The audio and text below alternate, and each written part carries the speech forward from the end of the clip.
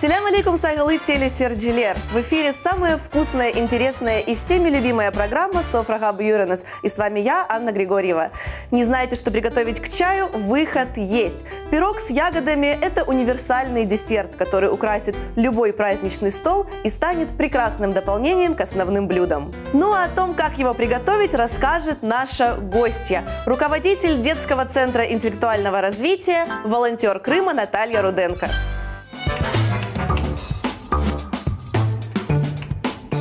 Сарабан, абакус, анзан. Знакомы ли вам эти необычные слова? Думаем, нет.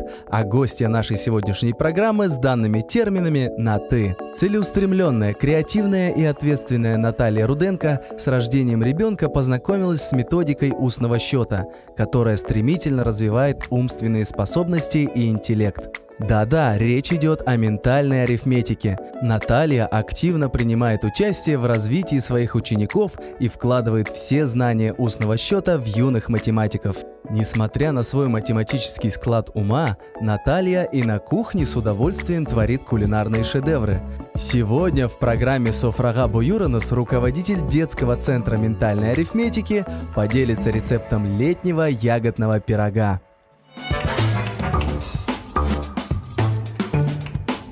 Селям алейкум, Наталья, доброе утро. Доброе утро. Как у вас настроение, как дела? Все хорошо. Сегодня, я так предполагаю, будем готовить блюдо для сладкоежек. Верно, да, и для сладкоежек, и для детей. То есть я думаю, что каждой маме необходимо в арсенале иметь какой-то простой рецепт из тех продуктов, которые всегда есть у каждой хозяйки под рукой. Угу. Итак, эти продукты у нас, собственно говоря, на столе. Но перед этим расскажите, что это все-таки будет. Простой ягодный пирог. Расскажите, какие у нас есть ингредиенты, из чего мы с вами будем готовить. Значит, ингредиенты у нас называются самые элементарные. Это 5 яиц, это 250 грамм сливочного масла, стакан кефира, 2,5 стакана сахара и 3,5 стакана муки. Чайная ложка разрыхлителя, и ягоды сегодня я выбрала это абрикос и черную смородину. Здорово. Тогда я предлагаю вам приступать. Начнем. Что мы будем с вами делать в первую очередь? В первую очередь я бы хотела, чтобы мы растопили масло. Полностью все масло? Да, все масло. Хорошо. Так. Все до единого. Все до последней. Да, чтобы ничего не пропало. Капельки. Да. Хорошо. И отправляем масло в микроволновую печь для того, чтобы оно растопилось. До какой консистенции? Прям вот до жидкости? Ну вот, да, приблизительно. Ну что ж, друзья, я иду растапливать масло для того, чтобы мы, наконец, начали наш процесс приготовления.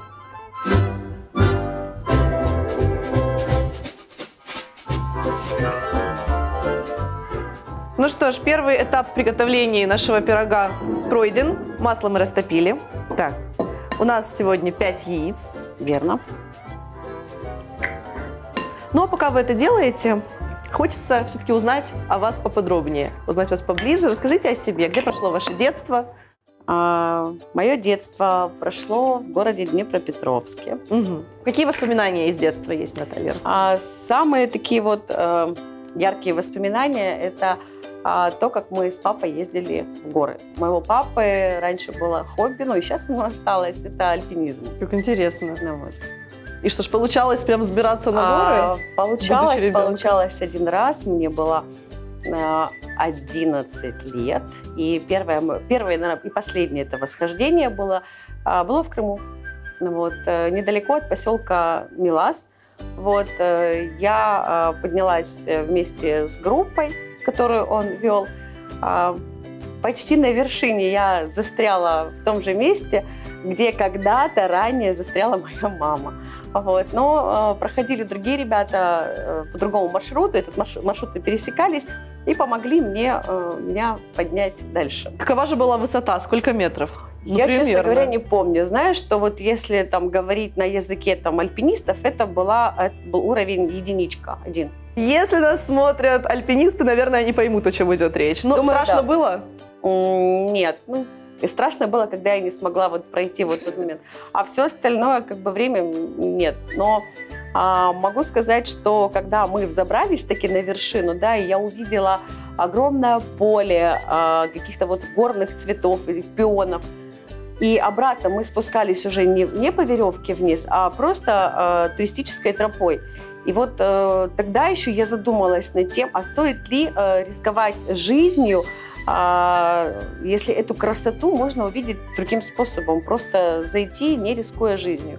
И, наверное, вот после этого я больше и никуда, на какие вершины я не восходила. Тем не менее, впечатления и воспоминания остались. Да, есть такой опыт. Так, яйца разбили. Далее мы берем сахар. Так. Сколько у нас сахара, напомните? Здесь сахара у нас 2 стакана. 2 стакана сахара. 2-2,5 можно. Угу. Готово. Сразу все эти 2 стакана мы добавляем. Да. Ну, рецепт простой. Такой пирог и ребенок сможет приготовить запросто. Ну, достаточно. Так. Далее мы берем масло.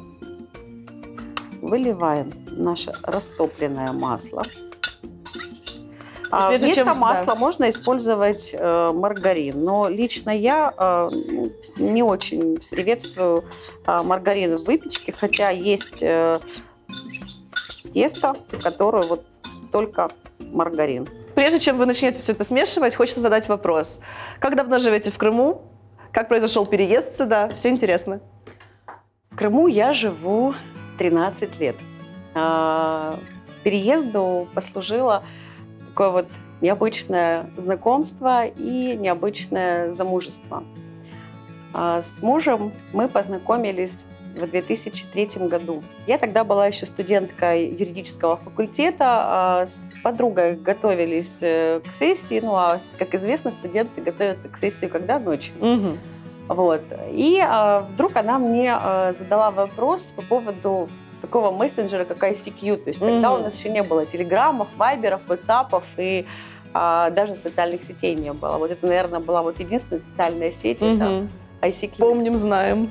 Показывая ей, например, то есть как можно там найти кого-то в этом мессенджере, я вбила юрист Днепропетровск. Но в это время ночи днепропетровские юристы спали, и все были в офлайне. И изменив географию на Украину, мой муж оказался первым, к которому мы постучались. Вместе с этим он заметил, что обратил внимание на то, что у нас с ним день рождения в один день. Позже мы узнали о том, что и отчества у нас одинаковые. После этого мы периодически с ним общались на протяжении 3 лет. Ну, или по телефону, или там когда-никогда там спишемся в мессенджере. Вот. А виделись мы за это время, за 3 года виделись вот 3 раза. И как-то так звонит Максим, и давно, причем мы не созванивались, не общались, он мне звонит и просит меня помочь ему в Днепропетровске. То есть он говорит, могу ли я там тебе там что-то попросить сделать? Да, конечно, можешь, почему нет? Вот. И тут я обмолвилась, что приеду на неделю в Крым. Я приехала на отдых, он меня утром встретил. День я гуляла по Симферополю одна, потому что у него была работа, и дабы не отвлекать, я просто пошла гулять. Далее вечером Максим меня отвозит в Ялту, и уже после ужина он мне делает предложение выйти замуж. Вот так судьба, в конце концов, не иначе, правда же? Как бы я не сказала нет, я сказала, я подумаю. Вот. Приехав в Днепропетровск, я сказала да.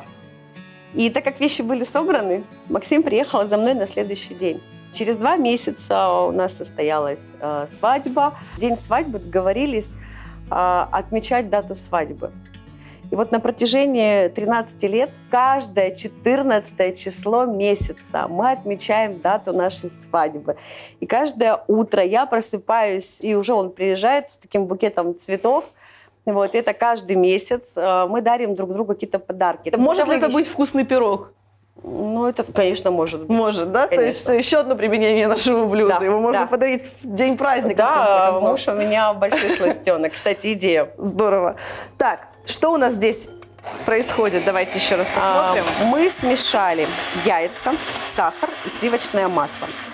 Далее мы отправляем в эту емкость стакан кефира. Угу. Просто выливаем. Так. Ну, опять смешиваем.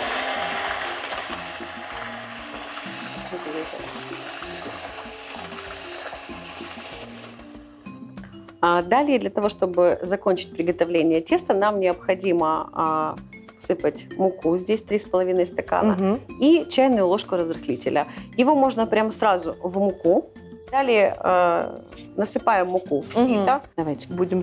Итак, все, высыпайте. Да? Сюда насыпаем. Много нужно? Все, вот вся мука, которая имеется, она вся уйдет. Имеется.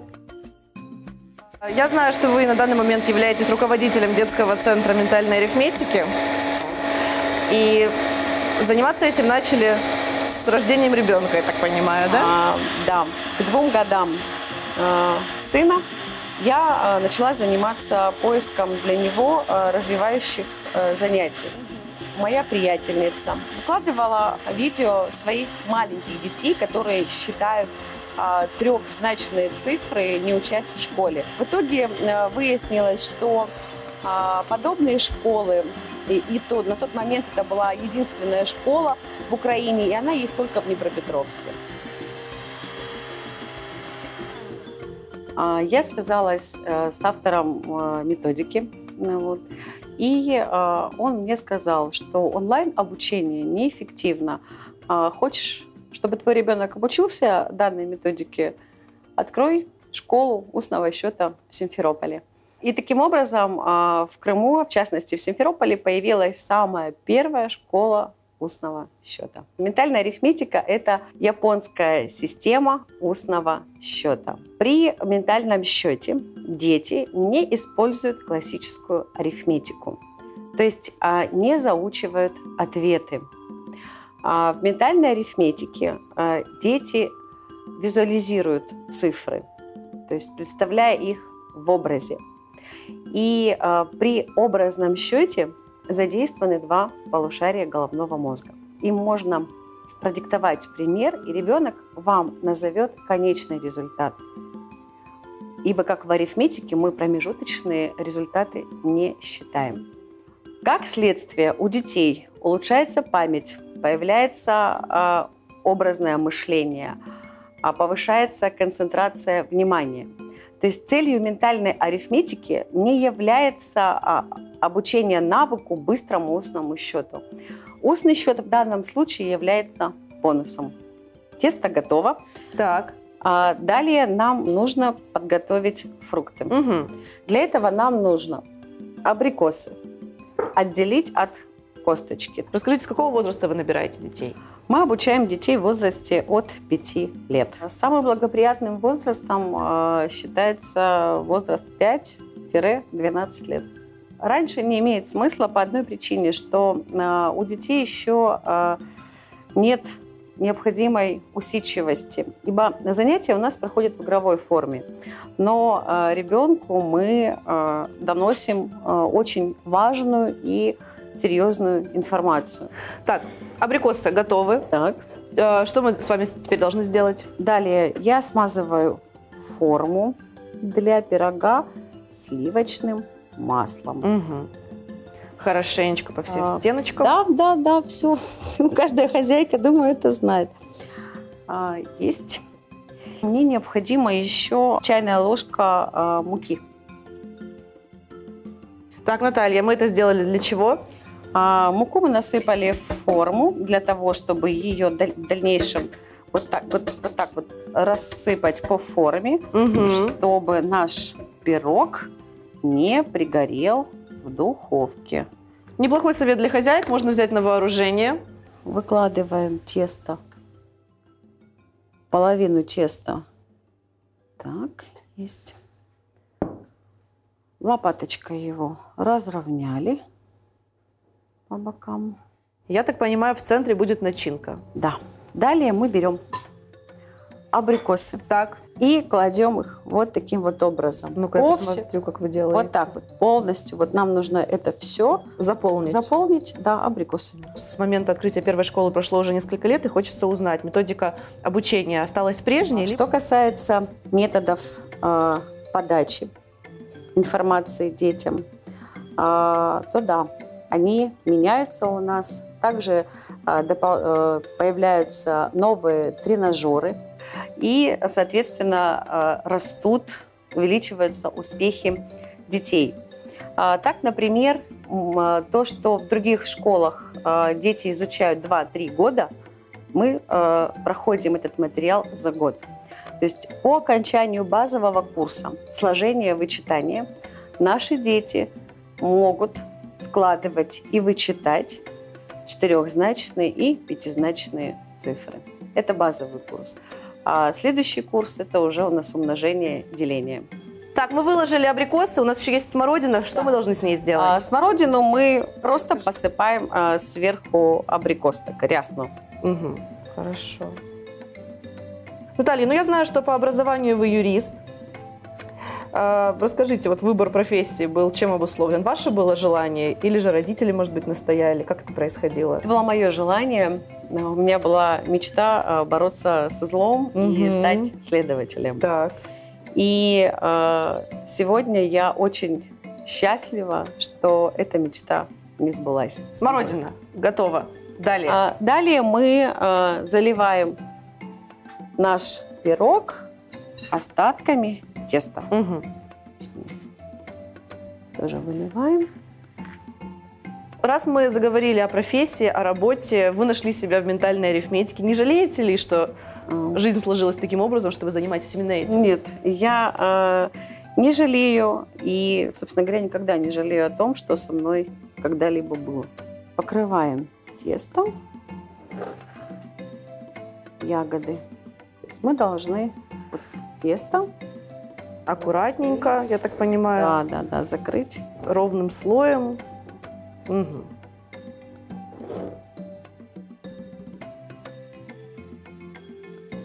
Все. Нужно ли что-то еще сюда? Нет. То есть достаточно. У нас с вами все готово, и вот эту форму мы можем отправлять. Мы отправляем в духовку. Да. Предварительно разогрев ее до 140 градусов. В зависимости от духовки данный пирог я рекомендую выпекать при 140-160 градусах. Угу. Время выпекания в среднем 40-50 минут. Также зависит от духовки. Ну что ж, а мы готовы отправлять пирог в духовку на 40 минут при температуре 140 градусов. А там посмотрим, что у нас получится.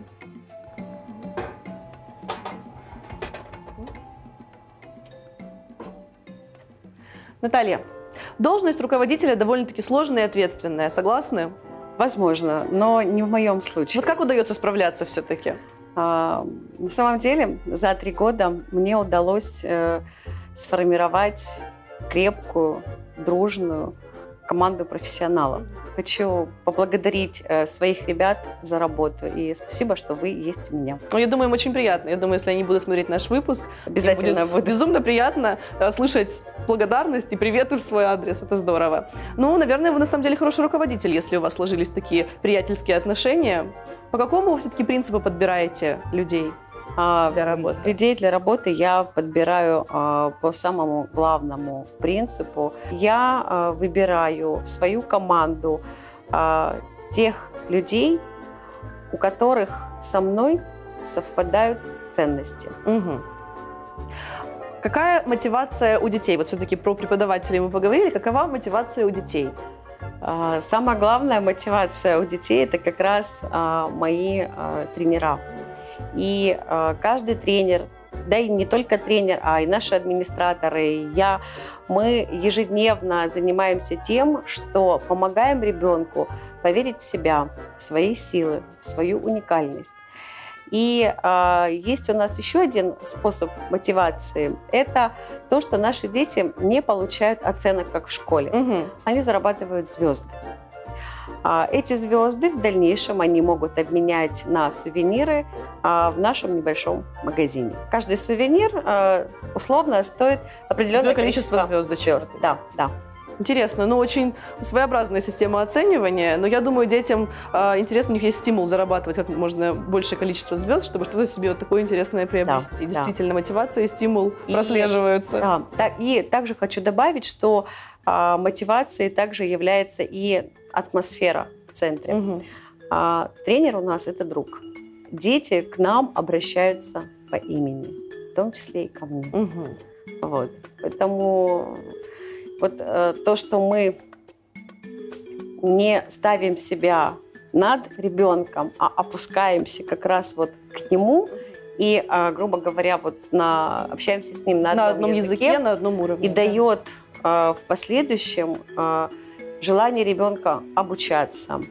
То, что ребенок в случае каких-то там вопросов или еще что-то, он может спокойно обратиться, то есть не боясь обратиться к тренеру и не боится быть непонятым или лишенным внимания. Какое количество детей занимается у вас? На сегодняшний день в центрах занимается более 200 детей. Впечатляет. Да. И вот совсем скоро у нас будет 3-й выпуск. Угу. А какое количество в группах? В среднем группы у нас малыши, это дошкольники, 6-8 учеников, и школьники 10-12 учеников. То есть небольшими группами, не как в школах общеобразовательных, 25-30 человек, нет. Так, чтобы каждому доставалось внимание. Да, это позволяет уделить внимание каждому ребенку. Буквально недавно проходил 2-й чемпионат по ментальной арифметике в Крыму. Расскажите свои впечатления об этом, расскажите, что, в принципе, он собой представлял. Все очень интересно. В первую очередь я хочу сказать, что это был 2-й чемпионат, и не просто чемпионат, а мы первая и на сегодняшний день единственная школа в Крыму, которая проводит чемпионат по самой сложной теме. Это анзан. Анзан – это когда ребенок уже может и складывать, и вычитать абсолютно любые цифры, числа в любой комбинации. То есть на протяжении года у нас ребенок на каждом занятии узнает новый способ откладывания. Угу. И вот анзан – это завершающая тема, по сути, это вот точка в курсе сложения вычитания. То есть как финальный экзамен какой-то, да, скажем да. так. Настоящее мастерство – это в устном счете, это когда ребенок знает все комбинации, все способы откладывания. И обратившись к нему и назвав ему любые цифры, ребенок сможет их и сложить, и вычесть. Наталья, а если в качестве эксперимента, вот таким экспромтом, мы сейчас попробуем с вами что-то посчитать? Давайте попробуем. Давайте попробуем. Давайте. Так, давайте 763 минус 215 минус 110 плюс 318. 756. Послушайте, 4 трехзначных числа. Минус, минус, плюс. Я думаю, что это правильный ответ. Наталья, спасибо за то, что продемонстрировали наглядным примером, как работает ментальная арифметика. И на самом деле это не очень-то просто. Я думаю, что не каждому под силу. Я бы не смогла. Ну что ж, дорогие друзья, 40 минут пролетели как 1 секунда, а это значит, что пришло время доставать пирог и смотреть, что же у нас получилось. Результат наших стараний – восхитительный пирог. Ароматный, аппетитный, красивый. Я думаю, что получилось как раз то, чего мы хотели добиться. Наталья, вам нравится? Да, мне нравится.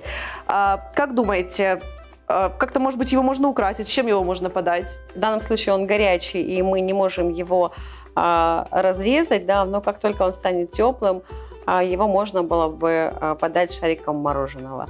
Также для красоты его можно присыпать сахарной пудрой, но мне больше нравится он открытый, нежели под пудрой. Угу. То есть вот такой вот вариант. Да. Самое то, что нужно к чаю. Да. К черному, к зеленому вы какой любите? В последнее время я полюбила голубой чай. О, да, что за новшество? Вот, он из каких-то там цветов, привозят его сюда из Японии. Я нашла 2 магазина, в котором его можно приобрести. Вот, и он действительно такого голубого цвета. Дорогие друзья, к зеленому, к черному, к голубому чаю, к чему угодно, вот такой вот замечательный пирог вам к вашему столу. Наталья, хотели бы вы что-нибудь пожелать нашим телезрителям? Конечно, я хотела бы пожелать телезрителям, первое, это здоровье, ценить каждый миг, каждый момент своей жизни, любить жизнь и окружающих людей. Спасибо вам за визит к нам на студию, спасибо вам за знакомство с ментальной арифметикой, за интересные рассказы, за вот такой вот прекрасный рецепт. Приходите к нам еще. С удовольствием. Будем рады встрече с вами. Спасибо. А вам, любимые наши телезрители, желаю приятного и успешного дня. Пусть он принесет вам удачу, радость и только положительные эмоции. У нас в гостях была Наталья Руденко. Аштатлы олсун, корюшкенджи.